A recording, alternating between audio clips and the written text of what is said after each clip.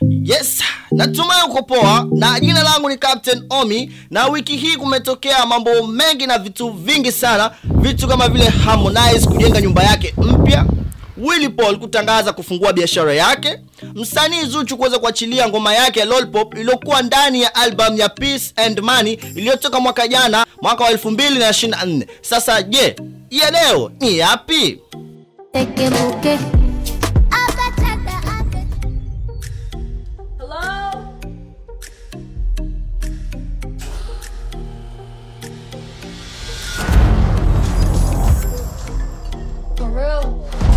Leo nakutoa Afrika na nakupeleka hadi kule Marekani ambapo kuna vitu vizuri vinakuja, na vitu hivi ni ujio wa movie fulani inaitwa Ironheart. Kama itakuwa wewe ni mfuatiliaji wa filamu za Marvel, basi upo uwezekano mkubwa wa ujio wa filamu ya The Ironheart. Filamu ya Ironheart ni sehemu mpya ya ulimwengu wa Marvel Cinemax, yani MCU, na inatarajiwa kuanza kuonyeshwa rasmi kwenye Disney Plus mnamo tarehe 24 Juni mwaka wa 2025.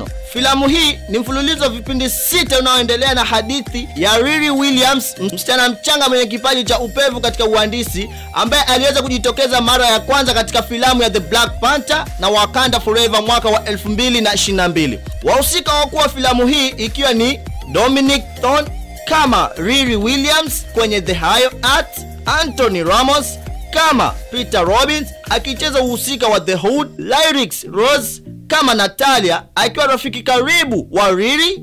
Dominic ni mwigizaji maarufu kutoka Marekani na aliweza kuzaliwa tarehe 5 mwezi wa 11 mwaka wa 1997 jijini New York, Marekani. Sasa je, hivi unahisi filamu hii itakuwa nzuri zaidi? Kwa maana baadhi ya mashabiki wanasema kuwa filamu ya Ironheart imeigiza filamu ya The Iron Man.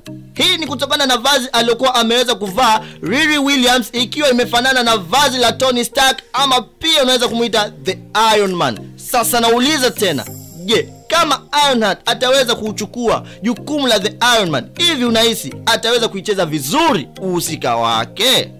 Wananiita Captain Omi, mpaka next Friday, I'm out.